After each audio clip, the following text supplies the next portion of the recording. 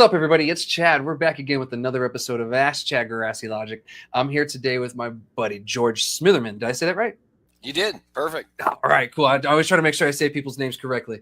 Thank you for joining me today. And George is joining me all the way from Canada, our neighbor from the north. So thank you again for joining me and everyone. And we'll get right into the episode. George, without further ado, could you please introduce yourself and tell the people a little bit about yourself? Yeah, absolutely. Well, we're to the north of you, unless you live in Detroit, in which case it's south, and that's the most impressive and busiest economic crossing that exists between two countries anywhere in the world. And ironically, it's the one place where Canada is to the south.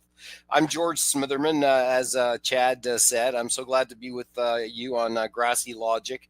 I am one that's been sometimes accused of having grassy logic on account of being honest and open about my cannabis use. I'm a former politician, I guess best known as Ontario, the province, Canada's largest. I was the Minister of Health and the Deputy Premier of this province, and I was also the Minister of Energy and Infrastructure. And I guess from a political standpoint, I'm sadly best known globally for having lost the election campaign to Rob Ford, the brother of our current Premier, and a man that is regarded lovingly by some and not so much by others, to say of someone that's passed. I spent I'm 61. I spent my life really in and around politics, working at all different levels of government. I, as Minister of Health, as you may know, healthcare is a big deal up here in Canada, where we have a universal system with a single payer, not all those insurance companies. It's not perfect, but we don't have all those insurance companies. A lot of people tell me that's one advantage. That's the largest government program or department in Canada. Back quite a while ago, my budget was in the 40s of billions of dollars, and in today's dollars, that's well over $80 billion. So even where America is such a big country and they throw such big numbers around in Congress and all of that, the Ontario Ministry of Health, with about 15 million Ontarians, is really, really quite a significant player. I was in that role for 5 years. That's one of the longest periods of time that a Minister of Health survives, because it's not an easy job. It's thought that way.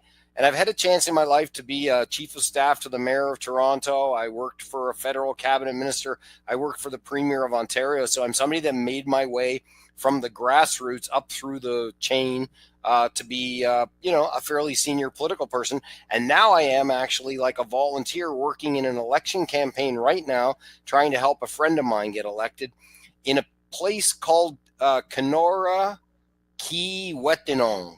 This is a riding of 265,000 square kilometers that stretches from the Minnesota border to Hudson Bay. So it's got Americans and polar bears on either end of it. So I enjoy politics. Now my cannabis experience we can get into probably with some further questioning. Yeah, for sure. And, I was actually going to dive deep and go way back on where this even started and how you got involved politically. But real quick, I want to educate my listeners real fast. So for those of you who don't know much about Canada or, other countries or anything, that's okay. So Canada, they don't have states, they have provinces, and actually Mexico has states too. And the real name is United Mexican States. So they're the USM or UMS or something like that. And we're the USA. So he was actually the equivalent of the director of Department of Health for like New Mexico. So that's like the equivalent of, that position that he was talking about, and those other ones too. Cause they all have like their different names and, and over there, you guys, instead of a director, it's minister, right? Whenever they have that position, or it's the same equivalency almost, correct? Yeah. And, I was elected. Like, the key point is that you get to serve in government ministerial roles if you're elected. So it's not like you're chosen to a cabinet like President Trump has. I'm chosen by my boss, the Premier, out of a group of elected officials to serve in that role. So first I got elected in the downtown Toronto riding called Toronto Centre Rosedale, a super unique part of the city of Toronto. That's awesome. And, we'll dig into that more. I just wanted to educate everybody, and thank you so much for sharing that, because I'm so far down south in America that I've never even been to Canada. It's not even close to me. So, thank you so much for educating. I've met many Canadians, of course, in my life, but someone in the government I've never had the chance to sit down and talk to. But let's go back and we'll start from the beginning. What got you involved in politics in the first place? Because looking at your background, it goes all the way to the 80s, and maybe even further. I know something. Yeah, it's interesting. Interesting to me, at least, is I wandered into an election campaign. Our elections are sometimes spontaneous. So an event where the government loses a vote in the House of Commons can trigger an election. When I was a 15-year-old kid in December of 1979, you want to believe how big our Lincoln Town Car was back then, I could tell you, all right? But if you go back to that period, our government, which was held by the other party, crashed. They were defeated in the House of Commons. And we had a comeback from someone that had retired, Pierre Trudeau, the father of Justin Trudeau, our prime minister that has now just retired. Mm-hmm. And I was drawn to politics by the spirit really of my mother, and especially my grandmother, that had a really strong, fervent view around social justice. And somehow or other, I was attracted to politics, and I wandered into a campaign office, and those were run by women at the time. Really, really strong, smart women, and they really nurtured me. So they created an environment where actually the Liberal Party became like a family to me. And I could say honestly that many of the very best friends that I have, that I'm as close to, in many cases closer to than even my blood relatives, came out of my ongoing activity within this family of the Liberal Party. And I guess I could say in a sense also is that I had some reasonable gifts for it. Because politics is a place where, because campaigns are short and there's so much to do during them, if you're an industrious person, you could really get noticed. And so for me, I was also a good worker. I showed up every day. I was conscientious, etc. So I got a reputation at an early age for it, and I was hooked on politics from the time I was 16. It was always for me not a question if I would run, but when would I run? And where other people might have like sketched or done things like sketching cars or mountain scenery or whatever, I would be sketching out campaign literature. Oh, those things that come to your door, the flyer, the pamphlet, the picture of the candidate, the biographical highlights, some policy chunks, and some other photos. Yeah, that was like I nerded out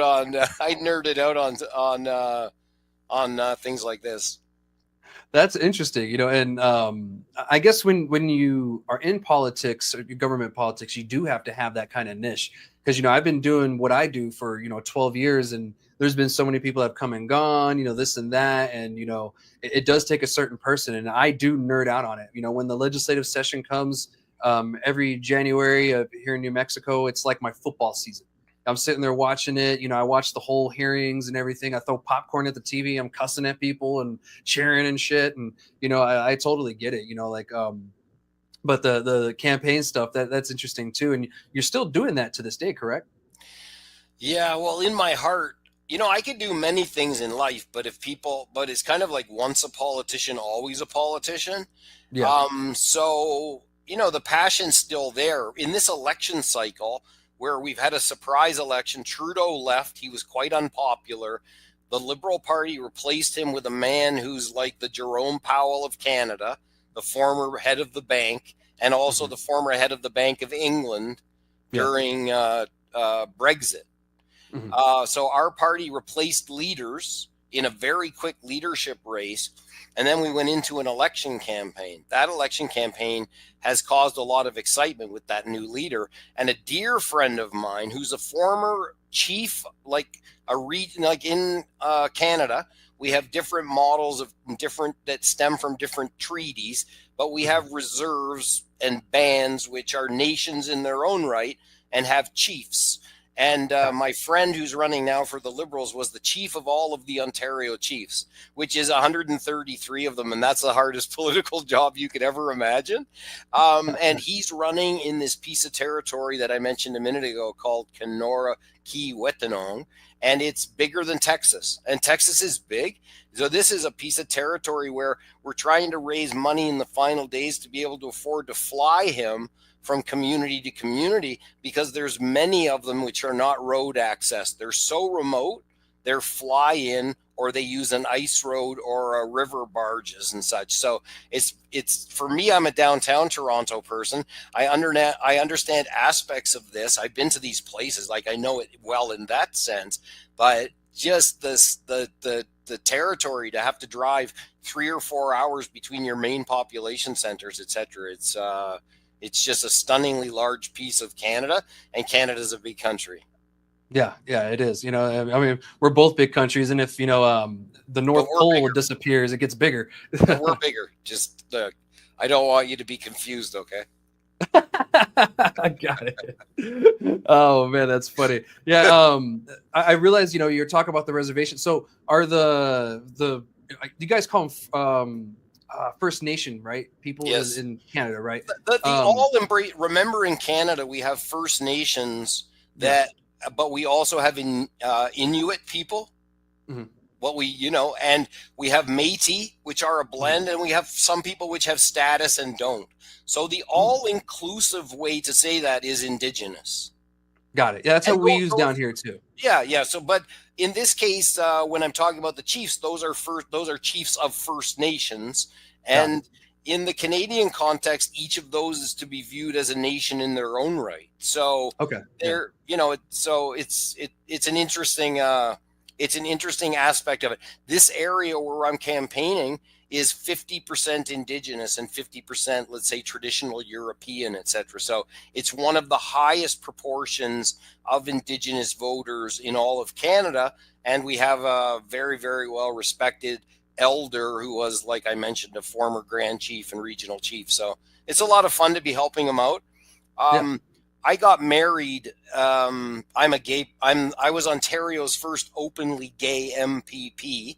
And with my late husband, Christopher, we had a wedding. We wanted to have a wedding in a remote part of Ontario because I knew too many people at the time. So we didn't want to have it in Toronto. I would have had to invite like hundreds of people, and I couldn't afford that. You know how challenging that would get. So we decided to get married in Northern Ontario, and we wanted to have a wedding ceremony that was inspired by the two-spirited tradition from First Nations, where before Europeans came around, gay people were kind of held to a kind of a higher regard and seen as important as the spirits within First Nations. That we sought to revive that in the wedding ceremony that we had. And Charles Fox, the guy that I'm working for, actually reached out and found somebody that was willing and also, like, say, spiritually credentialed. That might not be the right way to say it, but to be able to officiate that. And it was very unique. But it's an expression of his character. He did that for for two gay guys, and it was overcoming a lot of barriers and stuff like that. So, I owe him to be helping out right now on his campaign. Yeah, definitely. And, when you were coming up as a politician, especially, late 70s, early 80s, being gay was still a taboo, especially, in the 80s, later on into the 90s, and then it started to kind of lighten up a little bit more. So how was it? When did you actually come out, I guess, is when I should ask, like when you're with the campaign? Because I know back in the day, politics wise, especially here in America, that was like a death sentence for some reason, Well, I think, we had Barney, Barney Frank there in Massachusetts was a kind of a role model of an relative in a sense. I got elected in 1999. That was the campaign where I ran as an openly gay person. Okay. I ran from the standpoint of owning a business in the heartland of the highest proportion of gay and lesbian people in Canada, English Canada anyway. So I ran from a position of strength. So even if I'd have wanted to go back in the closet to run because some people in that area might not like it or whatever, it was like it was like past the point. And then you asked me when I came out. I think like for different people, they might say, well, you come out in phases. So I came out in places where I was more comfortable over time. But I could say that I really felt like I came out when I had to phone my mother and say, tomorrow in the newspaper, and they were a thing back then, there's going to be a story where, my sexual orientation, which she was aware of, but maybe her sister wasn't. So I said, like, I'm just giving you a little bit of early notice that if there's that one person that you really felt you could control the information and be telling them, now's your chance. So I think that was around 1992, maybe. Yeah. But by then I was I think probably from 1987 on, I started to acknowledge my sexual orientation to people. So maybe it's like a full 5-year coming out cycle. And then the other thing is, even when I've lived a life as an openly gay politician, and you kind of assume, oh, everybody's heard that story. I go out, and Ontario's a huge place. Like, look on the map. It's a pretty big chunk of change.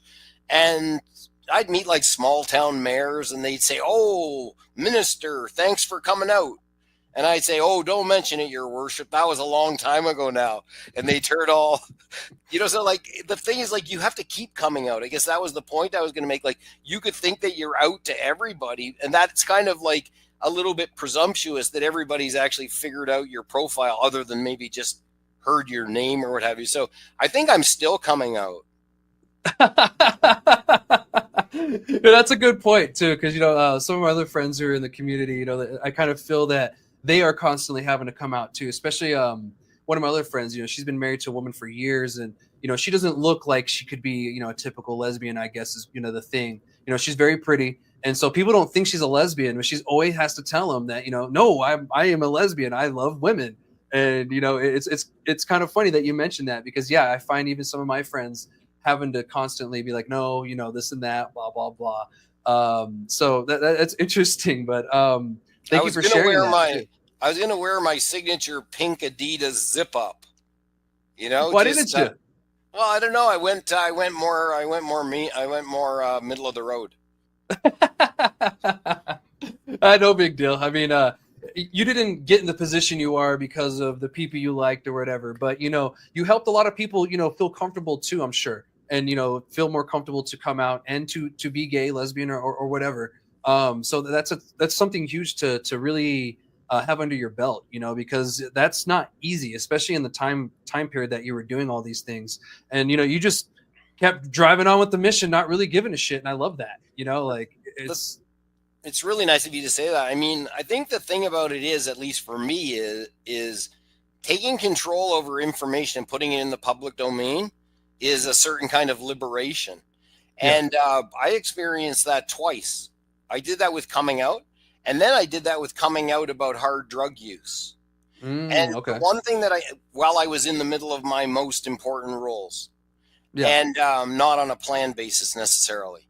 But the thing is that each of those stories created the most powerful and enduring bit, like the reward that comes from politics that keeps on giving, is that if you're out and about, you run into people that you had an influence over, but you really didn't know. You really didn't know it. I'll give you an example. I was in an airplane hangar announcing a new aircraft, a Medivac aircraft, that ironically was going to be able to take cardiac patients that were having a bad experience from Thunder Bay to Duluth, Minnesota, because they do, they're near each other. They back each other up as necessary.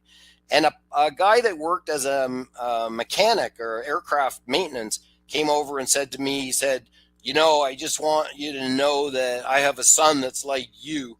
Or no, he said it in a nice way. And it really means a lot that I could point somebody out like you to him or whatever. Then other people that would text me and say, like, I've been really struggling with, crystal meth addiction or what have you, but I found inspiration in the way that you talked about, how you dealt with matters related to addiction and stuff like that. Those are the greatest. Or I had a guy recently said to me, who's very like worked for the prime minister in a very senior role recently. He said, you probably don't remember this, but I got my start with you as a summer student and they weren't going to give me the job. And then you called somebody or whatever. I don't remember those things, but when somebody comes and tells you that, it's like, oh, okay, that's really nice. Those are the great rewards that come from a life spent in politics. Yeah, and being in service to your constituents and the people of your country, and and your province, city, etc. So that's great that you are able to reflect on that sometimes, and people do remind you. So it's nice that people come up and say that, because even with me and myself, what I do in the state, sometimes they'll thank me for what I do. I don't feel like it's a lot, but when you look at it, it is a lot. So I appreciate that. So when people do that, I'm like, you know what, thanks. And actually, for my birthday, someone paid for my haircut this year, and that was actually pretty cool. Yeah, me too. Yeah, it looks like you pay $3.99 monthly. Yeah. So, but yeah, and I was going to ask about the drugs thing too. Being in politics, and of course, being open about whatever drugs, or even the cannabis thing back in the day, that was also like political, like suicide essentially, because even I remember Bill Clinton, I did inhale, that was like a huge thing, like, oh my God, he inhaled. And then we get Obama and he's like, yeah, I smoked. And then pretty much every other politician since then is like, yeah, we smoke weed. How was it being in the political landscape and having the stances you did when it comes to drugs? Well, maybe I'll try to weave together two or three things. So the first thing is that I owned a film processing business at the corner of Church and Wellesley, which is kind of like the main intersection for the heart of the gay community in Toronto. And this is in the day before the digital age, so people had to go certain places where you could get your images developed in a trustworthy basis. And so on a Saturday, people would come from like 200 kilometers away, and it would be their Saturday trip to get there. So I met in that time frame, introduced to me by my dearest friend Barbara Hall, who was the mayor of Toronto, to a guy who was an HIV and AIDS advocate. And he was he was a medicinal cannabis advocate. And really, he just proved to me that for a man like that, who was on that rudimentary AIDS cocktail, one of the implications of which for almost everybody was this thing, they just called it wasting, and we could all imagine what that is. And they tried to prescribe these people with Marinol, which, as best as I could tell, is a poor replacement for cannabis. And he really just showed me the proof point that in that indication of wasting, and that would be the same for someone suffering today from chemotherapy, cannabis is obviously a medicine. So I came to that conclusion. Then I used hard drugs. And then I used cannabis as my off-ramp from those hard drugs. And so all of those people that like to tell the story about, gateway drugs or on-ramps, I'm not saying that's impossible, because the same drug dealer that I bought cocaine from sold me weed also. So I'm not saying that's impossible, but I think what is underrepresented is the extent to which cannabis can be, for many people, an off-ramp from harder drug use, and therefore, in a sense, at least as a minimum, a tool of harm reduction. For me, I would say it's like that's where my brain came to peace. Like I say, that's what I found. So my story with cannabis is kind of like a little bit surprising. I was a late bloomer on cannabis. I was really a late bloomer on drug use. But when I met up with it, I spent a very, very close decade with it, if you know what I mean. Yeah. I still worked. I still made it up the ladder. I was still a productive individual, but I was not a healthy individual. Yeah. And, thank you for sharing that, by the way. It's not easy to share something like that in your life that you went through. It's something that you have to kind of pull out of the thing or your, trunk of memories. And, sometimes it's not easy. So thank you so much for sharing that with me and the rest of my audience and stuff, because there could be a few people who are maybe struggling with a similar, well, maybe cannabis would be something I can try.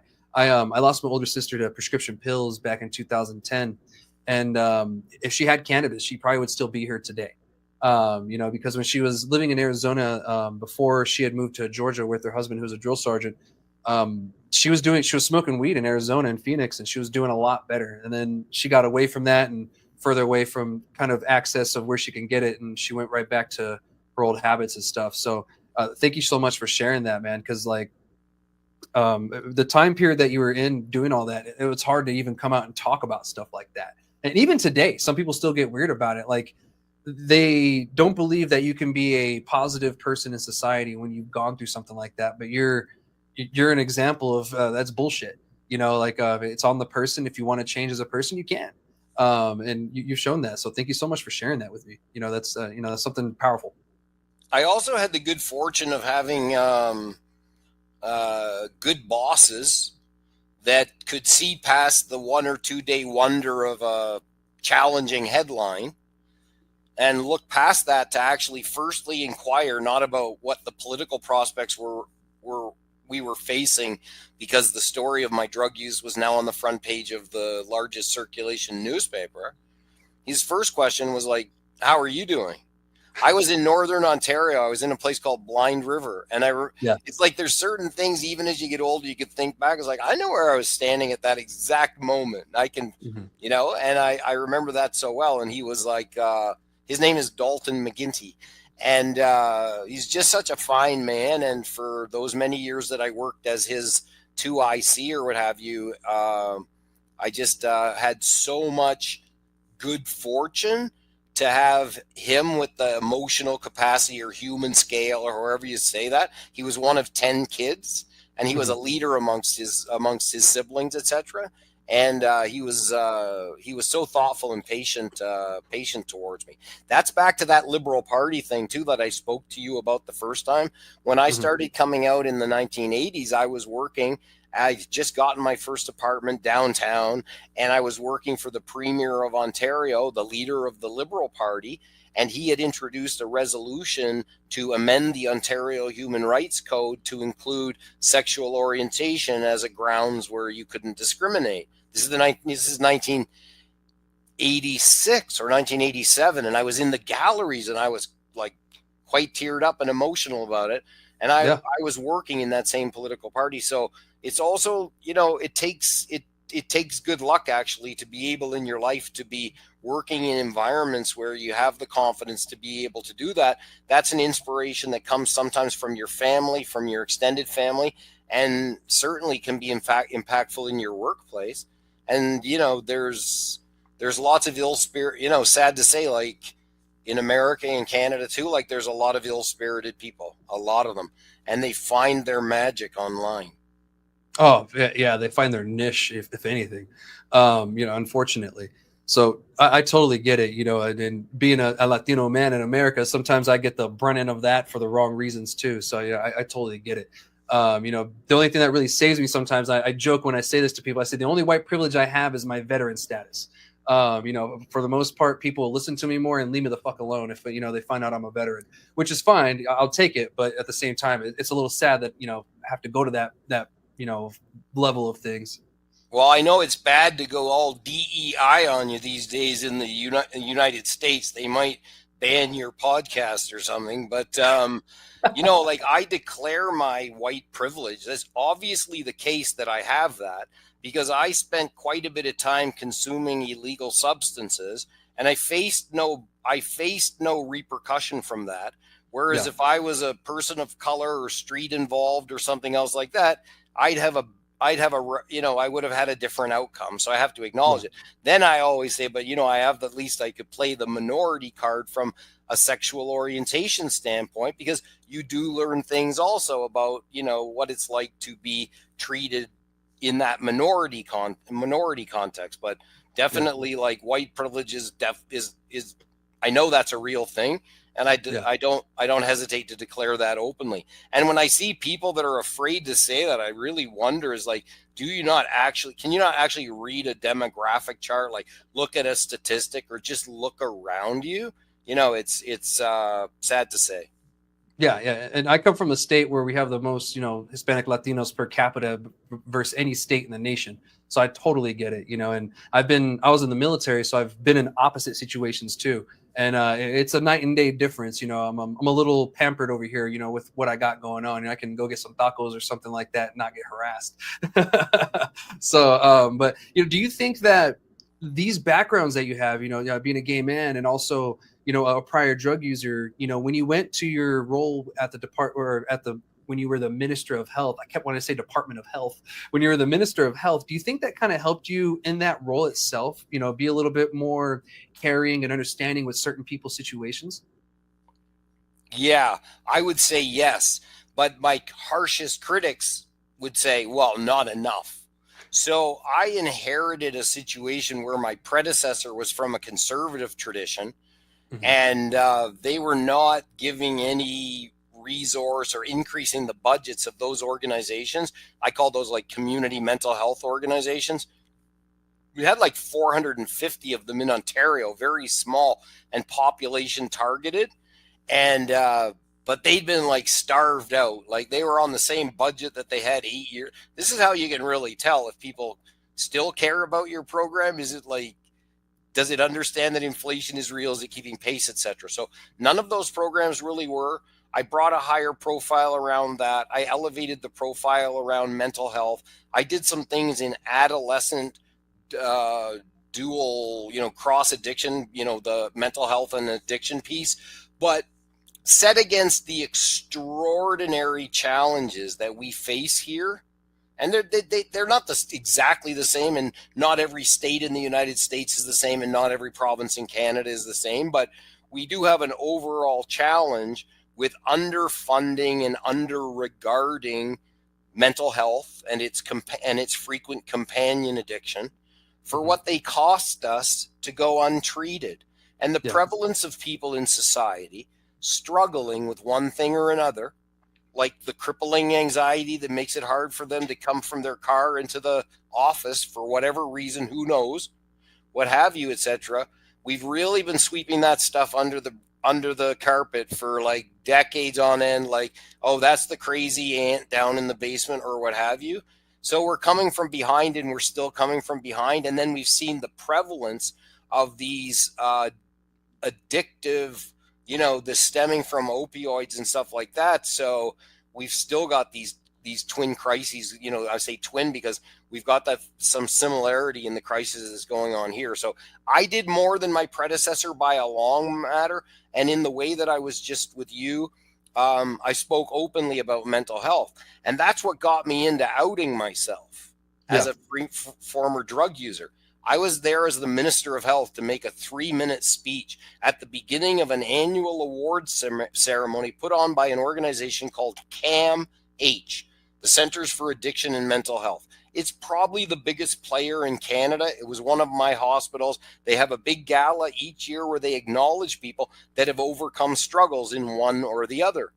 And I was sitting there and I was like, it's not going to be very authentic. I said to myself, I was like, this is that moment. Because you're always thinking like, I did my drugs in private. So there was no, like, maybe I was at anyways, like there were no party pictures of me that were someone else was it was information I was controlling. And I was sitting there waiting for my turn to be called. And they had these huge letters across the back of the stage, like 15 feet tall. It said courage. And I was just drawn to say, like, I'm going to be like kind of halfway open. And I said, as someone who's seen the wrong side of too many sunrises, I want to, or something like that. And to me, that was just a tricky way of saying is like frequently I was up when I probably shouldn't have been. And many people could figure out why. But there was a lady, a reporter, that was receiving an award because she'd overcome some significant mental health anxiety or what have you. And she picked up on those words. And she was the one that reached out the next day and started towards that becoming a more public thing. So I was trying to be authentic in a sly way by using language that was a little bit weird. And she picked up on it and, and it ran from there. And my boss didn't can my ass. But many bosses would have. Yeah. And that's what I was saying, back then, it was almost political suicide or just job suicide to admit any of those things in general to start with, especially the drug stuff. And now it seemed more or less like, okay, like some people just have an issue and they get over it. or they find help, whatever it may be. And this is one of those cases, and they obviously had faith in you as well. While you're dealing with all this, and they more than likely maybe respected you a little bit more for being that honest too. I know I would. I respect the honesty and everything. It's like, look, I had an issue, I fixed it, and now I'm a different person. Like I'm a different person than when I was 25. You know what I mean? And I'm 38 now. We all grow up or we turn into someone different, and it's great that you were able to use those experiences you had, be negative or positive, whatever, for good when you're at the Ministry of Health. I keep wanting to say Department of Health. When you're at the Ministry of Health. Interestingly, in Ottawa, where we have our national level, they're ministers, but they call those departments. And then at the provincial level, they call them ministries. So you're doing well. Okay. You're fleshing out the chart. Now, when you told me about how legislation was lining up for the session of the New Mexico, and I was like, holy goodness gracious, like if I was in the business of government relations or what have you, you were like so on point. I was super impressed by that. And I learned a lot about that model in contrast to some of the ways that our lawmaking occurs here. Well, I appreciate that. Thank you.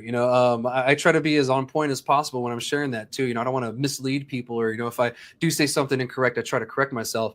But I appreciate it. I've learned a lot from you as well. On top of the other research I've done in the past, but nothing compared to what, the knowledge that, the experience. So I appreciate you, teaching me and my audience as well. We've learned so much today, and I'm sure we're going to continue to learn, talking to you. And speaking of, what are you up to these days? Are you on some different projects? What is George up to? Well, I really appreciate it. Well, for the next 12 days, I'm spending way more time than I had budgeted to help my friend, Chief Charles Fox in Kenora, and try to help the Liberals remain in power here in Canada to hold back Pierre Poilievre that, if he had his druthers, would be quite close to Trump. So if you can find a Trump supporter in Canada, and there's not as many, but, they're here, they would be supporting our Conservative Party opponent. But we have the colors reversed. So it's super confusing because I'm from the Liberal Party. We are red. Yeah. Okay. So sometimes that red state, blue state thing could play, if you've consumed too vigorously or whatever, that could get a little bit complicated. Back to the point that just about what I'm doing these days. So like, two things I would really like to mention. The first is like going back to that point that you were on to where we were talking about cannabis. One of the things is we've legalized cannabis across the country. So we have a national law.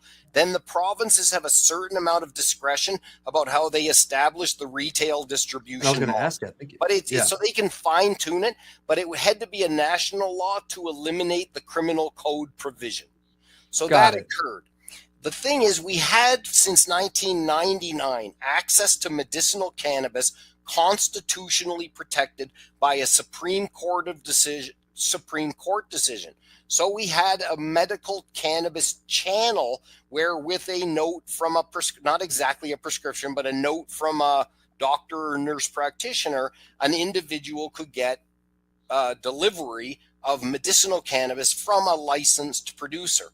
That model remains. But since the legalization of cannabis, people figured out that a lot of the products in the retail, adult recreational retail end were very similar to the products in the medicinal end, only the ones at the retail store proved to be less expensive. So the number of people with a medical certificate diminished. Canada, because of legalization, I would argue, actually kind of stymied the emergence of medicinal cannabis. It never got more sophisticated. It got stuck for quite a while in a dry flower world. And where we've really, really done a poor job is assisting prescribers like doctors and nurse practitioners to understand cannabis better and to give them tools like the ones they're used to having with pharmaceutical products that have that the DIN number. That's the big thing, right?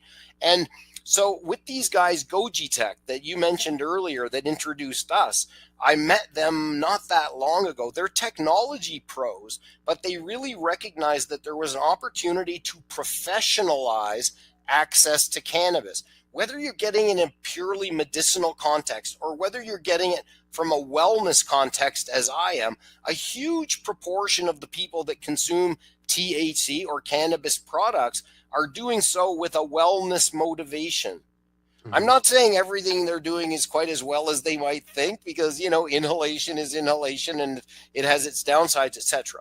So what we're really trying to do with these Goji Tech guys, and they're so fun to work with, and they're really smart technology players, is to actually try to build the capacity to help people to understand better what, if I have this indication, what can I do about it? Because in our retail cannabis stores, if I go in there and say, I'm having anxiety, what can you recommend?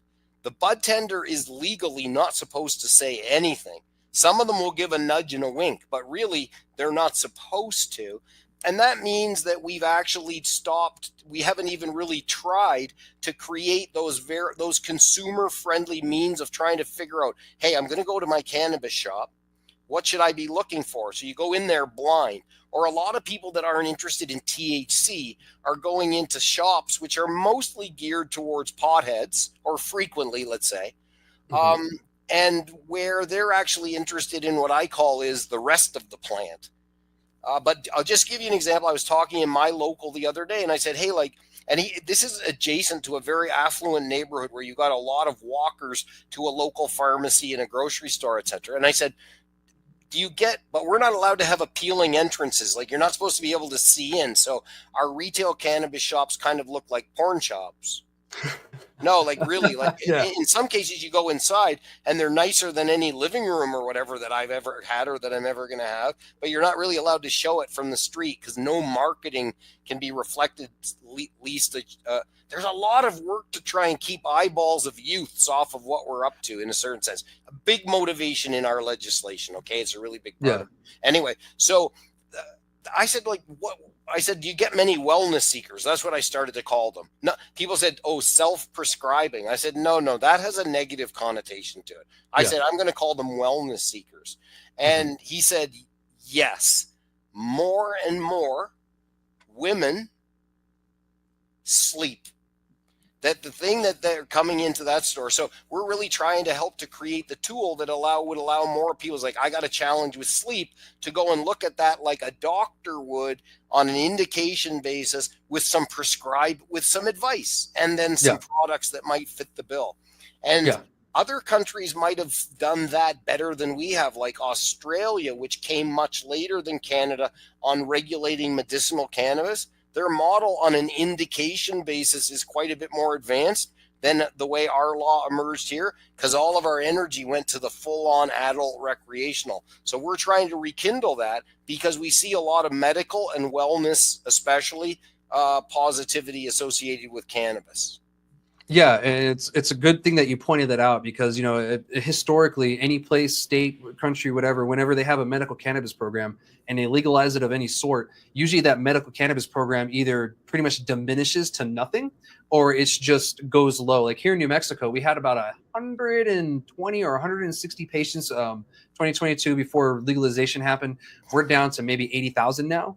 And it's kind of gone back up a little bit, but it was a time where it was just dipping and dipping. But I've been on a push, and a few of us other ones have been, to try to get more patients back, because we call everybody a patient. The wellness seeker, I love that term, by the way. I think I'm going to, start using that as well. So thank you. Because it's a great term, but we call them all patients. Like even if they're just the wellness seeker, we call them a patient. Because what I've been saying a lot here, and what we say a lot here in New Mexico, is everybody is a patient. Everybody is using cannabis medicinally. If you're getting off work and you're trying to just de-stress, you're using it medicinally. You're not just getting high at that sense. It's like, I'm trying to relax. My feet hurt, my knees hurt, my back hurt, whatever. I'm stressed or whatever. But, with this program that, that you brought up and everything, because, I've been, learning about it too. The customer can go in, and I'll give my local people here in New Mexico a little example. Say you go into Top Crop, right? Here in Las Cruces. You go in, Say you're having a back issue. And now here in America, in all the states that have legal medical cannabis or cannabis at all, the FDA hasn't approved anything. So you can't make any of the claims like this will do this, this will do that. You can say this might do this, and people have reported that this pain goes away, but you can't say this will fix this. You got to stay away from that and be careful. So what this does is it goes off the products that you have in the store. And so if they say my back hurts, what do you recommend for someone like me? And they can just go into the app, and it shows them exactly what they have. Well, we have this balm, or we have, this dab, or we have whatever it may be for you. And people have reported that, this such and such is, helpful. And that really I would say speeds up the process of trying to figure out what's needed. Because sometimes you want to be in and out, or sometimes you have no clue. And sometimes that bud tender doesn't know where to start. So this is a great way to kind of start that combo. The thing is, the clinical rigor that goes into actually having that list that bud tender looked at, which is based on their inventory, I'm a bit suspicious of it already in a sense. Yeah. But it's a step in the right direction. And honestly, we think that we can improve upon that kind of a model. Keep this in mind also. If it truly is a medicine, it's obviously got wellness intervention. Like, I'm all over that. But if it's a medicine, truly, then it should be reimbursed. So I ran a program, again, like, it's probably a $5 billion Canadian, like $3 billion US drug program to support youth, people on lower incomes, and anybody over 65. Basically free drugs from a formulary, not every product on it, but fairly expansive. If I had a patient that was undergoing cancer and was having a problem with nausea associated with the chemotherapy, and there was a DIN numbered product that could help with nausea that was a pharma product, they would prescribe that. In many cases, cannabis is going to be a more or an equally effective thing. So the harder that we can work on presenting the information in the way that the people are used to seeing it, when I say the people, I mean the funders, be they insurance companies, because we do have private insurance. We don't have that for medically. Anyway, it's a little bit complicated in Canada. We have private insurance for secondary things like, say, dental and drugs primarily. And in those cases, each insurance company makes a decision about what products they carry or what have you.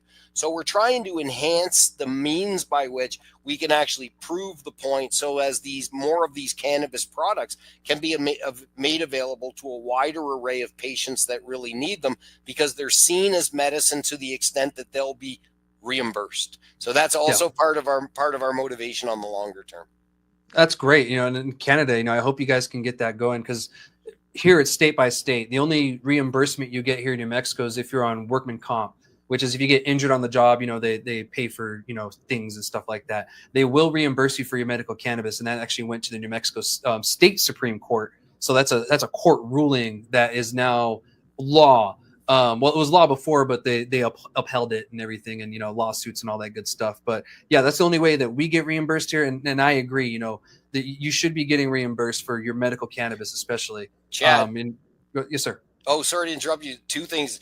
The workers, those workers' compensation, they have different names in every place, but it always starts with workers. What I learned in pursuing, because our workers' comp has a fairly modest medicinal cannabis program, where when they're adjudicating a file for an injured worker, there's certain circumstances where cannabis might be part of the prescribed thing. It's a little bit modest to begin with, but we realize they compare notes, not just with all the ones in Canada, but I think on a North American basis, these workers' comp people share quite a bit of notes. The other thing is, there is one rather remarkable group in Canada that does get their benefits provided for quite a bit of medicinal cannabis. That's our veterans. And so our business, Goji Tech, that I work with, is part of the back office also in helping those claims to be completed without the individual veteran having to put the cash up, etc. Kind of like claims payment back end. But that's a notable example of a group that is receiving that benefit, and some other private plans here and there, but that's the most significant one. That's great to hear. That's something that I hope that we can get to here in the States. And, it's probably going to be state by state until we get some kind of federal law change, because, we don't have any, legal federalization. I'm sure you're well aware of that, and everyone else listening is too. So no need to kick the dead horse there. Well, shouldn't Kennedy be all over this? That's what I would figure, but we have a couple other people like the DEA person that's there, and they're not very fond of cannabis, and that kind of sucks. Yeah, trust me. Now, the other thing that I'm doing, just back to your earlier question, is working on health human resources. I spent 4 years till the end of 2023 as the head of the National Cannabis Industry Association, lobbying government about regulation and stuff like that. Then I returned to healthcare, which is my passion. And I've been working on trying to lure as many qualified Americans who are maybe not as happy as they were like 2 or 3 months ago, where they're working at the FDA or a National Institute of Health or a small hospital that depended upon like there's a lot of disruption. And we're really trying to let Americans know, if you say you're a board certified doctor, you can practically come immediately into practice. And if DEI is not offensive to you, that's good, because it's not offensive to us up here, that we still value inclusion and celebrate diversity and those sorts of things. So I'm really working to try and address the fact that in Canada, we have an aging society and we have some shortcomings with our health human resources. And so we're reaching out to talented spots across the world to try and bring them to communities here in Canada. So that's a company that I formed that's called aspiratalent.com, and I've formed that with some other folks, and it's a fascinating time to be in that business, because we're meeting people that have been shaken up by, some of them fully expectedly, and some of them really quite strikingly. So that's the other thing that I've been up to.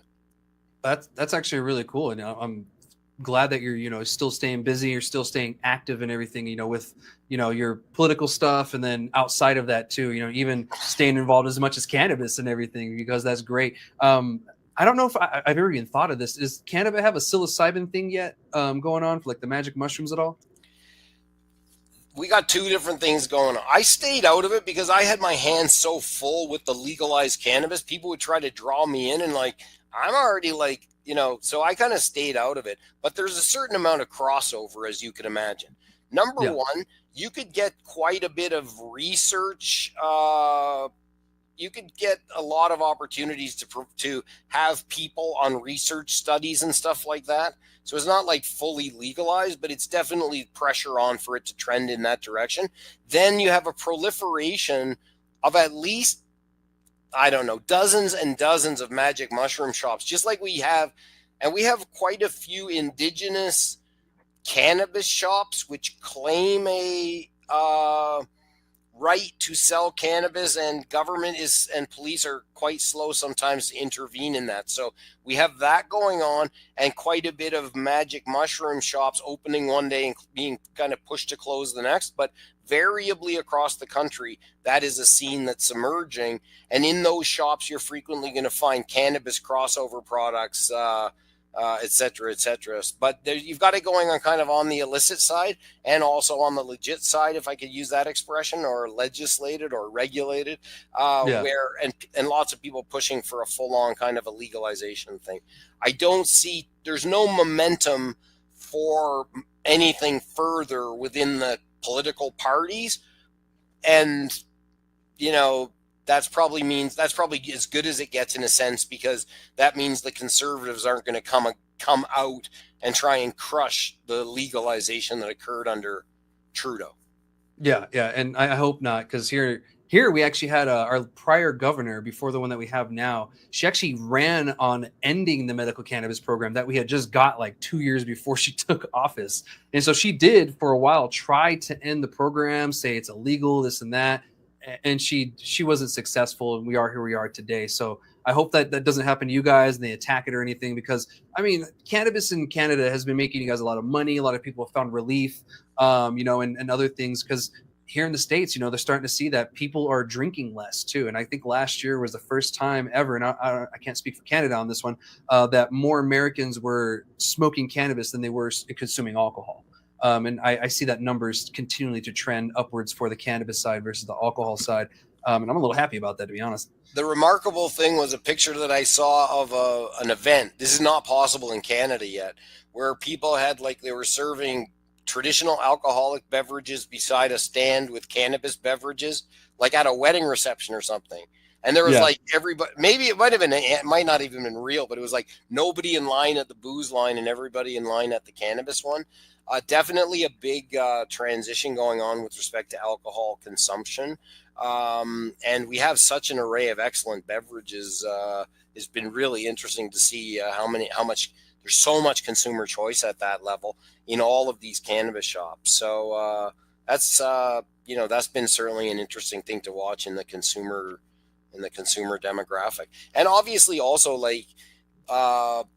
there's lots of people, like I was mentioning before, that might be willing to try consumption, but they're not too interested in inhalation at this point. So there's such a, I mean, it's like you go into some of these stores. I mean, I'm not telling you anything that you don't know, but it's the range of products available is it's mind-numbing. It's unbelievable compared to not that long ago. It was you got this bag or you got this bag. And you maybe get a brownie every now and then. Yeah. Oh yeah. But this is what we have this week.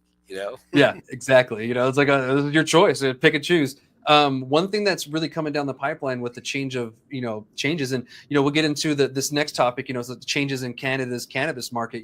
Here in the States, we're starting to see cannabis drinks really take off and become more popular. When I go to the consumption lounges, everybody has a drink. The past 2 times I went to the one that I usually go to, they've been out of drinks. So I kind of see what you're saying. People are getting away from the smokables and stuff like that, or the inhalation or the vapes, and they're kind of moving towards something else. And I kind of predict that that's going to be the case going further in about 10-15 years. We may see drinks as the number one way people consume. Smoking will always be there. You're always going to have the people who smoke cannabis, but I feel that it will be either number 2 or 3. Next to drinks, because it's just easier, it's less offensive, and to be honest, I could sneak it into a concert a lot easier than I can a doobie. I get caught a little less. I mean, well, of course, in Canada we always have a seasonal variation on the drinks, so those are more prominent in the summer. Shocking there. I think that the real breakthrough. And I'm not saying I'm a proponent for it, because you've got this huge public health debate about whether cannabis and alcohol products should be allowed to be cross-provided. I don't think that's the right words to say it. I think even in California, different municipalities establishing different consumption lounge environments, like someone had one that was all infused foods based, and somebody else that was kind of like a bar with a door through to the bar on the other side, etc. But the public health community was pretty, at least that I've been exposed to, fairly kind of not so much in favor of consumption of alcohol and cannabis together, etc. But how those things emerge, imagine that all of those points of consumption that people have for one or the other had both, or where alcohol sites also had cannabis. I see a lot of upside. And the thing about it is, I could say, there's a lot of variety, yes, and all of those things, but it's also, as people I think get realization that the hangover risk is significantly reduced. I had a very, very interesting situation. I was at one of the cannabis conferences in Toronto, and a bunch of us were out front of the convention center smoking weed, which kind of was gross. And these people were walking along. They were going to the Toronto Blue Jay game, which is adjacent. And the man looked like he'd had a bit of a hard life, okay? And they stopped and they said, to a group of about 6 of us, we just want you to know that cannabis beverages saved my husband's life, because I think he had a serious drinking problem. And they were like, he's here today because he found a way to divert away from the alcohol. And I'm not saying everything is perfect, but sometimes the best that a person can do is harm reduction, etc. And I think that's part of that wellness journey. Is it's not always perfect. It's not always linear. Sometimes we zig and zag somewhat, but I think the beverages have a lot of potential on the go forward. And you know what? And thank you for sharing that story, because that's motivating for some people. Because yeah, there is a lot of alcohol, especially in my community here in New Mexico. We have some of the worst alcoholism in the country. Unfortunately, my own grandfather had a drinking problem, and he lost his leg due to being drunk and breaking his leg and being passed out outside for so long. So I've seen the horrors of it. Like horrors of it my whole life, and it's no joke. And yeah, here in New Mexico, you're not allowed to have cannabis and alcohol in the same place when it comes to like a establishment kind of thing, or even a consumption lounge. So yeah, they're all virgin cannabis drinks, et cetera, et cetera. But yeah, I'm kind of curious about it too, because you have the younger kids, and I've done it myself, where you drink and smoke, and it made me throw up usually when I do it. That's why I tell people not to, because I usually ended up just throwing up, because I'll just get so dizzy or whatever. But it might not be the best idea to allow people to do that in public, but at the same time, we run into, well, we got to let adults be adults. And we have to really think about harm reduction at that sense too. So how do we allow people to adults, and then add harm reduction in there too when they may make a mistake? Let's hope it's that one time and it's not like an issue. But at the same time, there are those risks that come from smoking and drinking. And yeah, we do have to look at that. And I'm curious to see studies, I guess, on this later on. I don't know how they'll do it or what'll happen, but I'm curious to see more studies, go along with smoking or consuming cannabis and drinking, excuse me, not just smoking, because you can consume cannabis in many different ways. So yeah, I was kind of curious of, how is it changing in Canada when it comes to consumption lounges? Do you guys have them, right? No, not really. Really? The thing is, there are. It's like they may emerge because provinces have some flexibility to define what they want. Our western province of Alberta, more or less, I'm going to say directly north from you, but probably not. But the way I think of it, at least all the people from there go to Arizona in the winter, where the people from here are used to anyway, and the people from here used to go to Florida. But now we're just staying home because we think you don't like us. So we have that province has done things like allowed cannabis consumption and purchase at outdoor adult staged events, etc., and started to allow some cannabis products more on the CBD side to be into like regulated massage, into environments like that, etc. It's a slow mover. There's a loophole where you can do research and have a consumption lounge. There's one of those in Toronto. But the thing is, I'm a big constraint to the prospect for consumption. If by consumption you mean indoor inhalation of a joint, which is what about 15% of all the people I know in cannabis thinks that's as it should be. But I'm the author of this thing called the Smoke Free Ontario Act. And it's got a very rigid policy in Ontario that there shall be no no tobacco consumption within any commercial or public environment. No loopholes for casinos, no loopholes for... We didn't even let the old timers in long-term care homes continue to smoke. And then when cannabis came along, instead of viewing it differently and through a different lens, they just glommed it on and applied the whole of the Smoke Free Ontario Act that was written by me and others with a view towards tobacco cessation, and they glommed it onto cannabis. So quite a significant, and a lot of provinces followed suit because Ontario is the big province, and we were early on, and it's frequently the case that states and provinces, I say in politics, everybody loves a precedent. Is also less work. So that's a real constraint to very much consumption, and slow movement on like regulated environments that are just cannabis products, etc. So the consumption thing is a bit stilted here. Yeah, it's unfortunate. We added consumption in our state, I think like 2019 or something like that, but it didn't really start taking off until adult use. And even now, we're still running into issues of people getting started. Some don't really know how it works. And to be honest, no one knows how this works because no one's really done this before. Like we have some that are coffee shop style. We have some that are dive bar style. We have some that are like sports bar style. And to be honest, I like that because they're all finding their own little niche. And who knows? Like we don't know what this is going to look like at the end of the day when it's all said and done. Who knows? We might end up with those different categories at the end of the day too. And I hope Canada, goes along with that too, because it'd be great to visit Canada and go to one of those lounges or something one day. I think a really important thing to point out is that Canada initiated the legalized, like Prime Minister Trudeau, when he promised this, was not anywhere near being the prime minister. And many people told him that's outrageous. And when he was elected, many people told him you should ditch that idea. But it was sold, therefore written, and therefore significantly motivated on the basis that this was about trying to reduce the likelihood that young people would be accessing cannabis. So our presumption in all of the law and regulation is framed around that. In a lot of the states that I see, there's a more transparent economic development side, and especially, and I really like this latter point, a really strong linkage to social justice, where some of the economic development opportunities are actually tied into the people that have had, their struggles, let's say, with the law and what have you.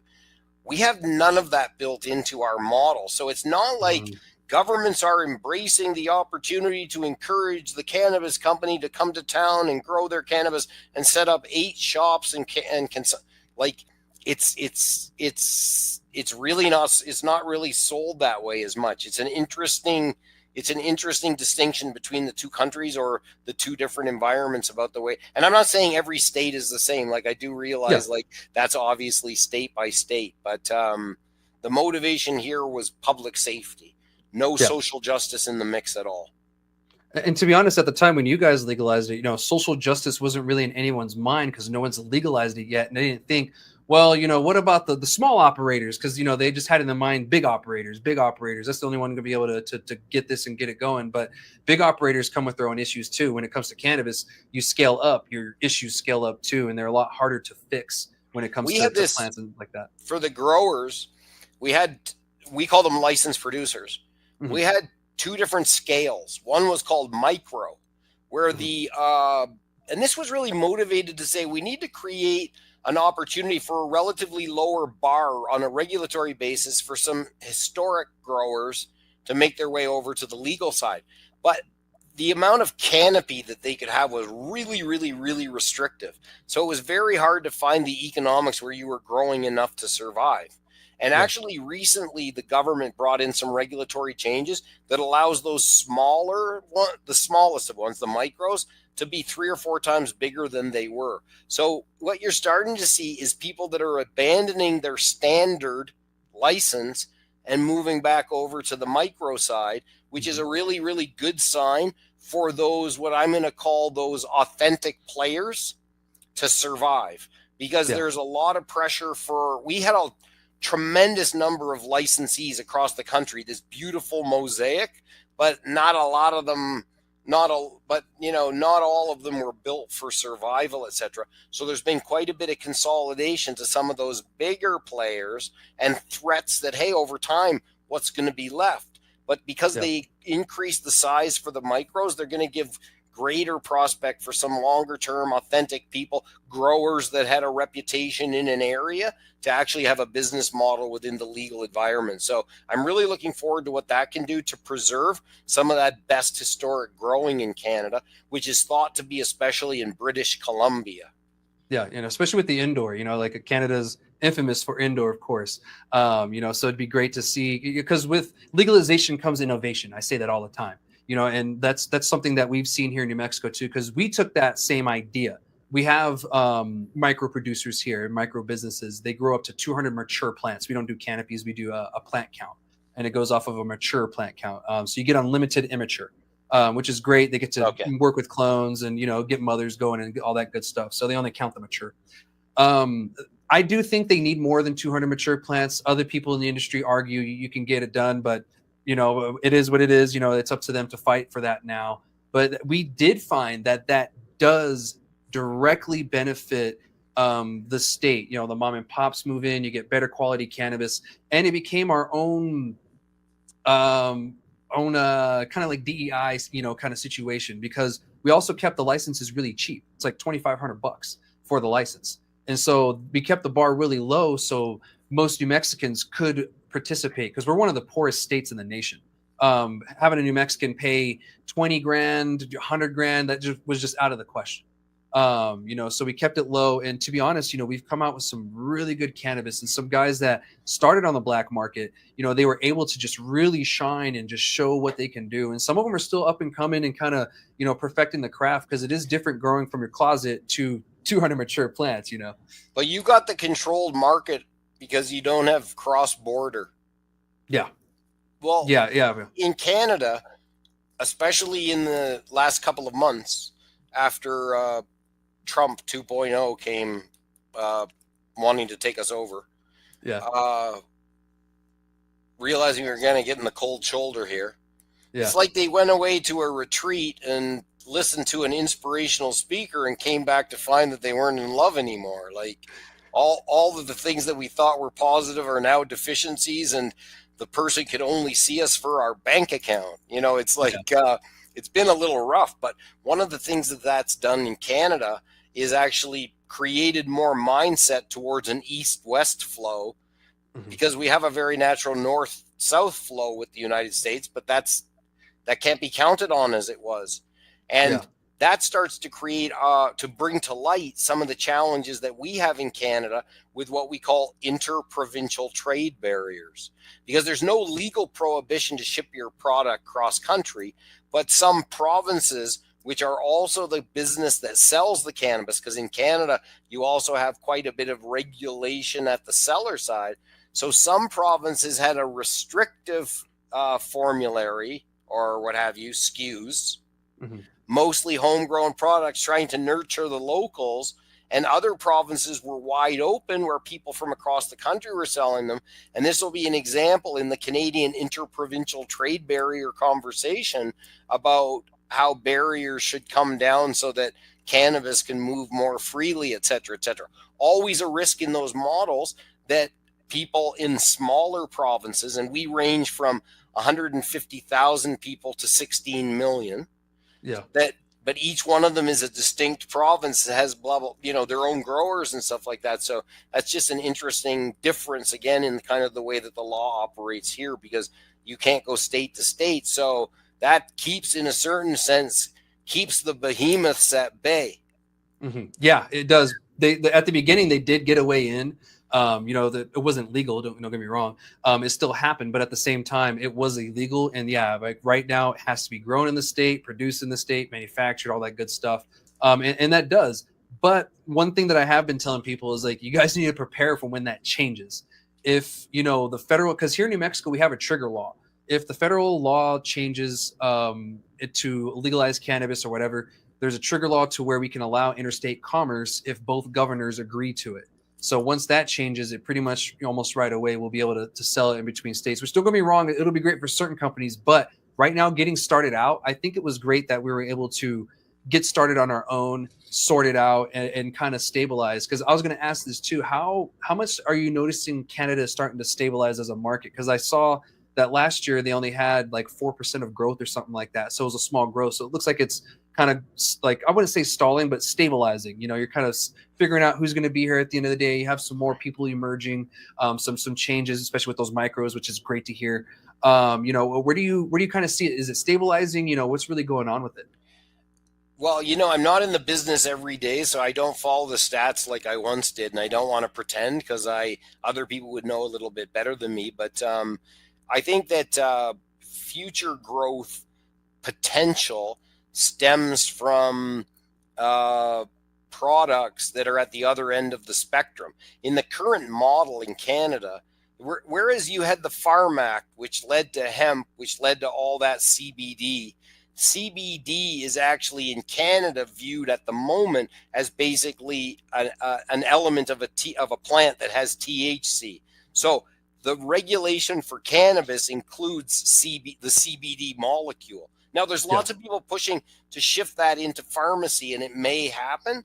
But at the moment, that counts, if you will, under Canadian sales. So I personally think that the more interesting opportunities may be in the the other, what I call the rest of the plant, where people are looking more for minor cannabinoids and such, and that's more potential to attract, therefore, an older audience. The one of the stories that runs is that old men my age, no, older than me even, are like a significant driver of emergency room visits citing cannabis. But when I dove into this, we have this adverse reaction report that Health Canada produces. It looked actually like a lot of them just weren't told that when they took CBD, that could also have side effects. So they, in some senses, they just weren't properly readied for what they might experience, because a lot of people like to tell you, oh, that's totally benign. THC, that gets you high, and the other one's totally benign. And it's not exactly the case, etc. So I think there's still a lot of room for growth in that context, to compete against the illicit market and bring back more of that to our Canadian, to the regulated side, where prices have stabilized much lower. So the price differential to buy your weed illicit versus legal is not as great as it was, but those indigenous players are definitely market cutters.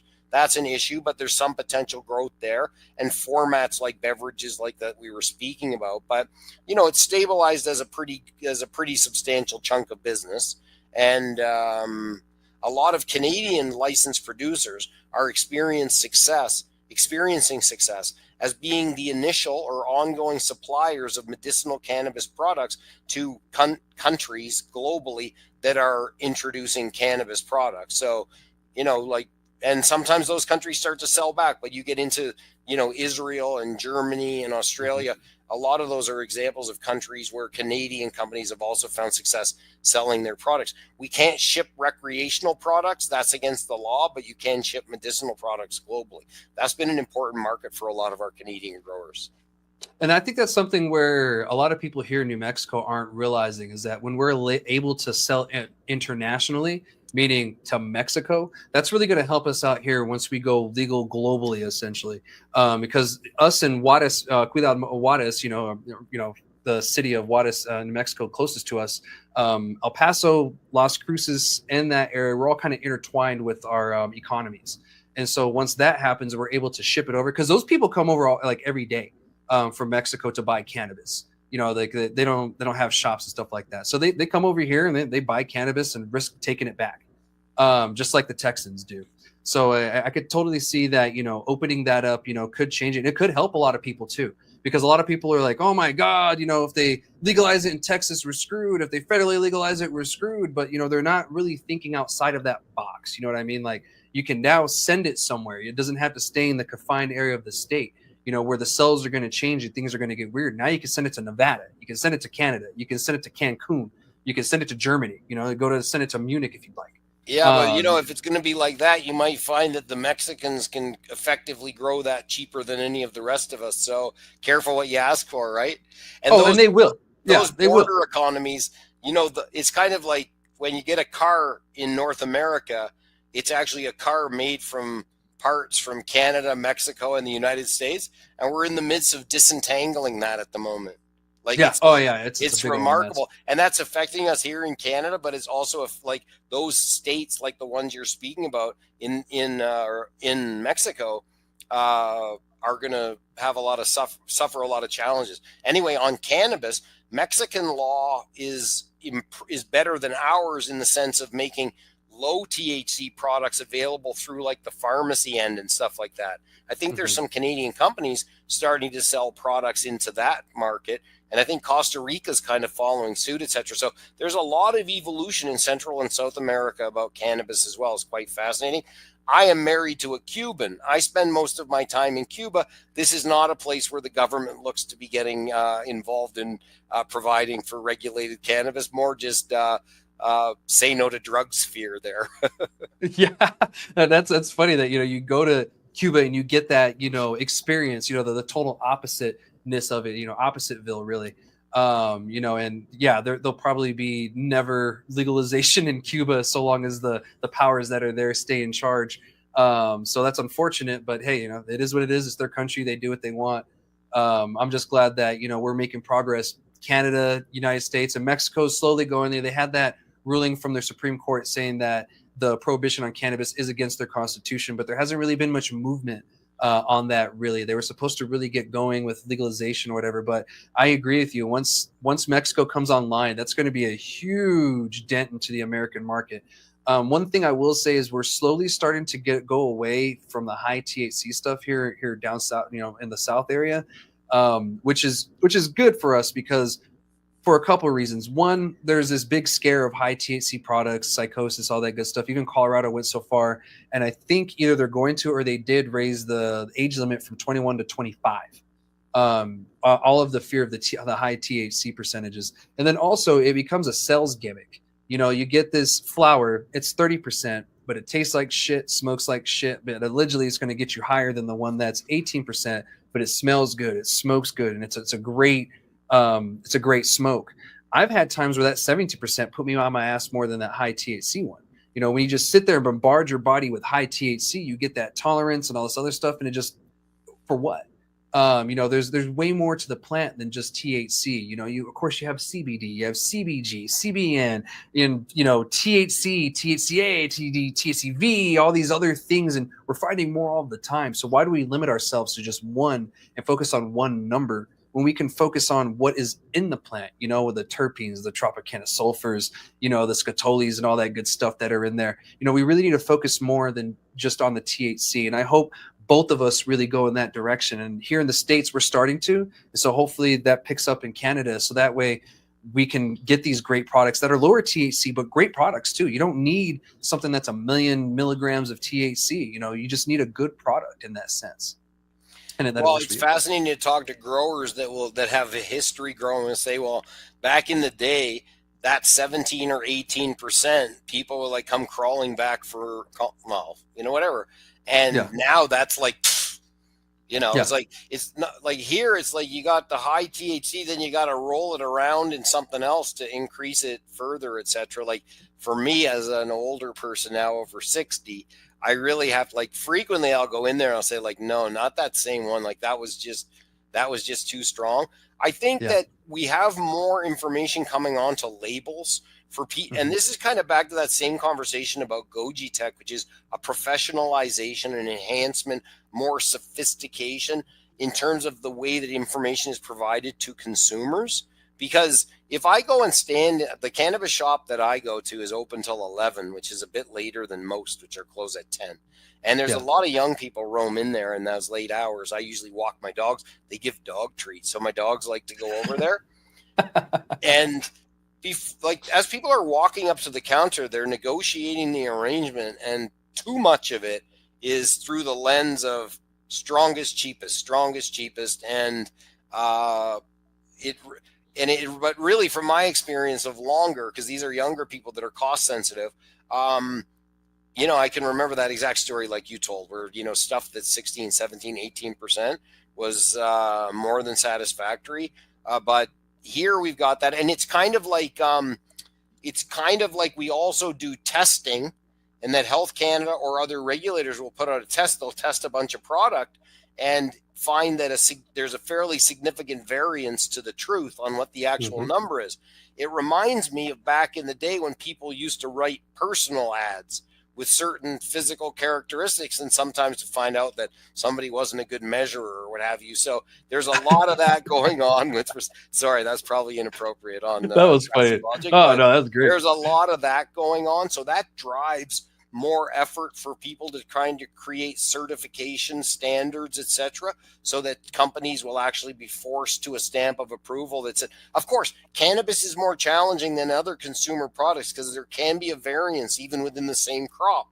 So you could test, part of a crop and, etc., but narrowing those variances and more certification, etc., is a natural evolution of a more sophisticated and mature business. And some of that's going on definitely here in Canada.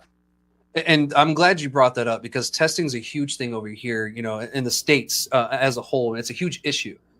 Recently, about a month or two ago, Gina, we dealt with this lab called Blue Bonnet. and they didn't have any equipment in their state licensed testing facility. They were sending things to Texas, where it is highly illegal, to test samples from here. So they were sending it across state lines, breaking federal law to do something that they were trying to make it seem like they're doing it in the state. It was weird. And so we have that. It was a scam, unfortunately. And a lot of people lost money. Their products went on pause for some just last week, got theirs off. And this happened like back in February. And so it was a big old mess. And so this whole testing thing is a huge mess. And there's no standardization. I don't know about Canada. We have no standardization here whatsoever. One person will use one technique and machinery, the other will use another. And then we run into these, well, we're allowed to a 10 to 20% variance. So we're going to give you on the higher end of that variance versus somewhere in the median to kind of give you a better idea. Because the customer wants 40% THC from flower, like for whatever reason. And to be honest, that's our fault as the industry and the people that were pushing this for so long, just telling them, oh, it's THC. But we also didn't know any better at the time. At the same time, we didn't have the same studies and the learning that we have about the cannabis plant that we do now. But it's still our job to fix that now. Now we need to go back and we need to re-educate the customers and let them know, no, we were actually wrong. There's way more to this cannabis plant. And we're finding more about it. So what I tell you today, there might be more additional information that goes for this. And you don't even have to tell people verbally. You can just put a poster up and then maybe eventually they'll ask about it. So I just hope that, Canada starts going that route too. So that way we can keep these great products coming out and then also evolve the industry more and kind of bring that THC back. And maybe we'll find another compound that we can bring up a little bit and make the cannabis that cotton mouth remembrance thing that we all, used to enjoy. Because, yeah, you bring that up. I don't remember last time I had cotton mouth. We have some of the same challenges here. The labs are licensed, but the regulatory regime of accreditation or what have you is not strenuous enough. And then there's that thing that everybody tells you is, well, I could have the same base sample and I could have the same machine and I could still calibrate it differently. Like that it's harder to stamp out that variable than you would think. I had a lot of experience going into it from having renewed public health laboratories in Ontario after we had a SARS outbreak in 2003. And when I was looking at it from cannabis, I'm like, there's so much there's variation in there that doesn't exist in a lot of other realms. So that has been challenging. And then the growers are under pressure. A certain company gets a reputation. It's kind of like in politics, we have public opinion pollsters, and it's like calls like they used to have that joke about, hey, I'm the accountant. It's like, what do you want the number to be? And it's kind of like pollsters and THC and cannabis companies are operating like, in a similar mindset where, but at the end of the day, I'm pretty convinced that consumers can taste authenticity or experience authenticity. And I really hope so because, and this is where that increase in the size of the canopy, and I don't know how many plants it is, I want to be honest with you, but I think they didn't get any extra space allocated for immature plants, etc. So that's a benefit in your law. But I think that's going to help a lot more of these authentic players to not just survive, but to thrive. That's something that I lobbied for, and I was really pleased to see that moving forward. Yeah. And thank you for bringing that up. Definitely. And, I hate to, end the conversation here. I have one more topic. We're an hour and a half in on this one, and I want to be able to talk about it because there's some good stuff going down in Sunland Park. We call it Little Dubai as a nickname. And I want to, bring that up and talk about those really quick. But thank you so much for joining me today. And sorry, this is going so long. I know you're a busy guy and you probably got some other stuff to do, but I'll try to make this one quick. But thank you so much for, your perspective on this, giving me updates. And, I look forward to, keeping this open channel of communication with you. Hopefully you can build a friendship and everything because you're a wealth of information when it comes to the political stuff. And, I actually look up to what you've done with, everything that you've accomplished, man. Like you've started the year I was born, essentially, and you've kept going, even till today, it's still going on. So it's motivation for myself because I've only been doing this for 12 years, this advocacy stuff and everything. So, I got a long ways to go, and that's motivating. So thank you so much. But is there anything more on this topic you want to bring up before we move on? Oh no, I think I've covered the landscape, as the waterfront, as they say. I really admire the work that you're doing to build community, the good spirit that you have. I know how much energy it takes to put into organizing a show and lining up people and stuff like that. But it's been a real pleasure to have a chance to talk to you. Your authenticity, that's an important thing to me, and yours shines through, and you got great values. So I was really, really pleased to have a chance to talk to you today, and always available. Thank you. I appreciate it. Well, let's get on to Okay. this last conversation we got right here, and I hope you can, stay around and join me on it. So we're going to update everybody about Little Dubai or Sunland Park, and this is actually something that's going on currently. So today, the city council is going to have a meeting about a dispensary license, two of them that are going to be essentially in the same location. Now, I want to make some clarifications and give you guys all the information. So this location, it's essentially going to be like an adult Disneyland, and I've talked to you about this before, George. So you already know about it. I think it was going to be called Independent Nation was the name they settled on last year, the year before. I don't know if that's still the same case. Essentially, it was going to be like a music venue meets his hotels, B&Bs, places for RVs for the older people, restaurants, bars, and dispensaries, right? Just all in one place. And even a titty bar, it was even going to be a strip club. And that's one of the other things that they're going to be voting on is they're going to have the dispensary, the strip club kind of thing. And I don't know if they're planning to do the strip club just cannabis or alcohol, because you can't do both. But another issue is that the addresses are going to have the bars and the dispensaries at the same address, but they're going to be in different buildings at the same address. And so a lot of people are running into problems with that, like opinion wise. Another issue that's running into with this is that the location that this is at, part of the parking lot is actually in Texas. The rest of the facility, everything else is in New Mexico, so weed will be legal. However, in that parking lot, those police are more within their rights to arrest you, harass you, whatever. Of course, if the owner of the property tells them get the hell off or whatever, they can still find a way, I'm sure, to go there. And then it could get worse. I don't know. And that's what a lot of people are worried about. I'm on the side of, let adults adult. But at the same time, we could run into issues federally if things do get that bad. Now, I'm bringing this up because I would usually do a call to action. Everyone, please show up. Either if you're against it or for it, please give your opinion. But this is going to happen today. And at the time of recording, it's not being released till tomorrow. So by the time you guys are watching this, it would have already happened. So make sure you guys are watching my socials and everything, because I will update you on that, what happened. But as for the updates of the show, you're going to have to wait till next week. But this is one of the things happening here in Sunland Park and down south, the southern New Mexico. Like I said, this is something huge. And if this does go through and does happen, that's going to be huge, because there's nothing else like this in the state or the area.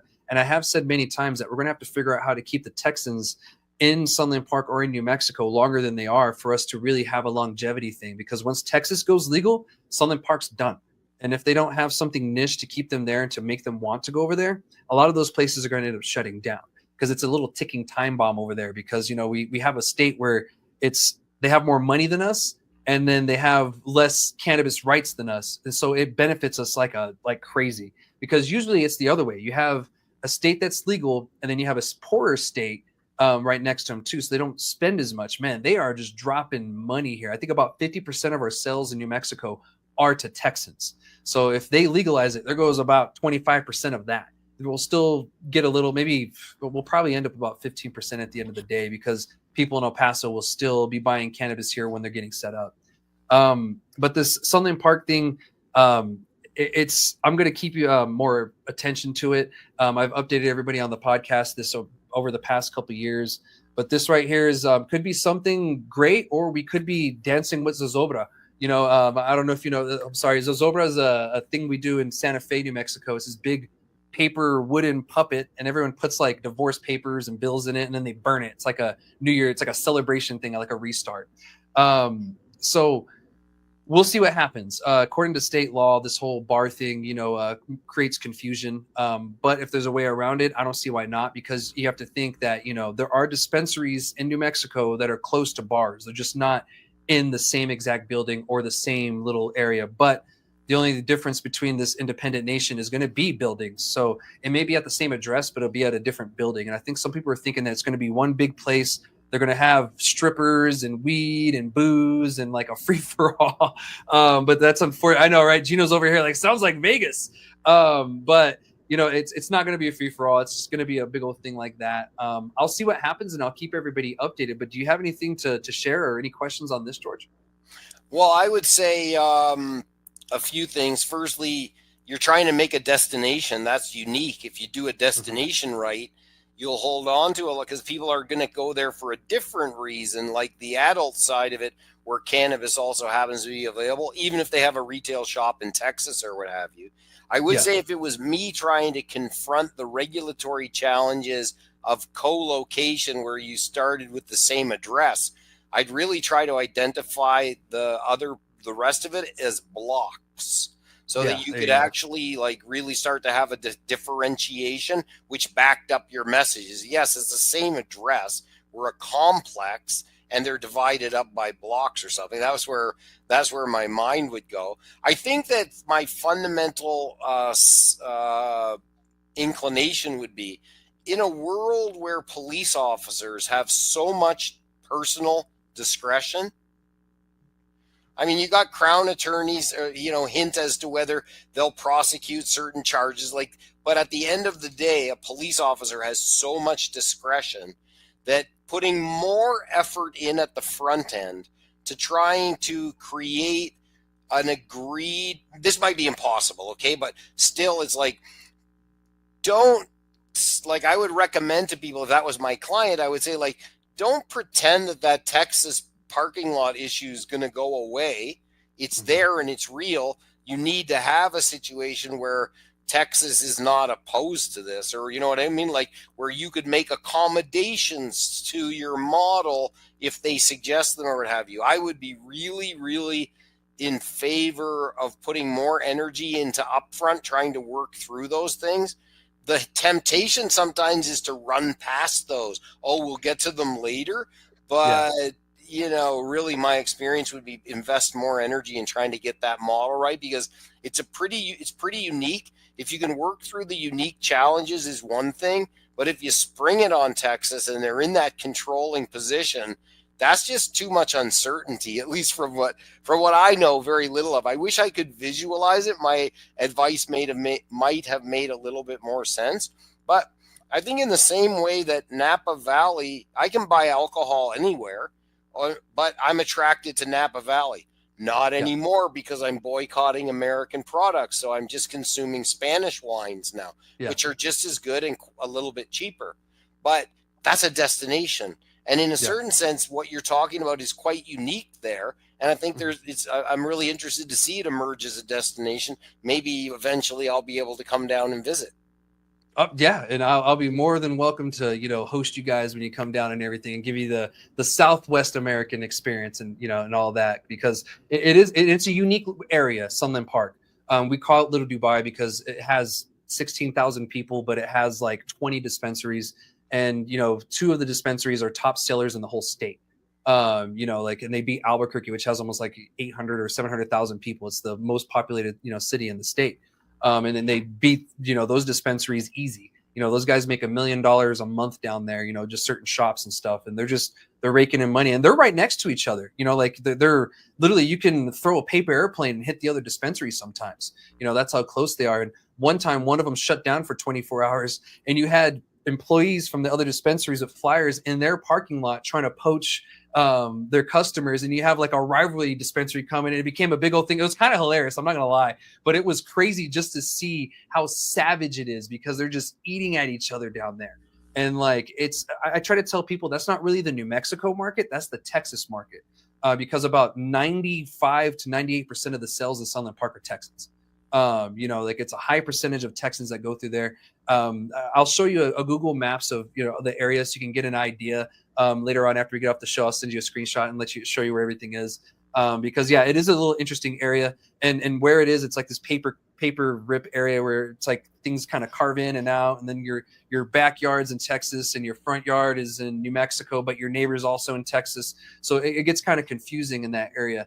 And that's, I guess, where a lot of people were getting at, because, well, where are we going to enter the facility? Do we have to go in through the Texas route? Well, where's the deliveries going to happen? Is that going to touch Texas at all? Because if it does, then that guy's screwed.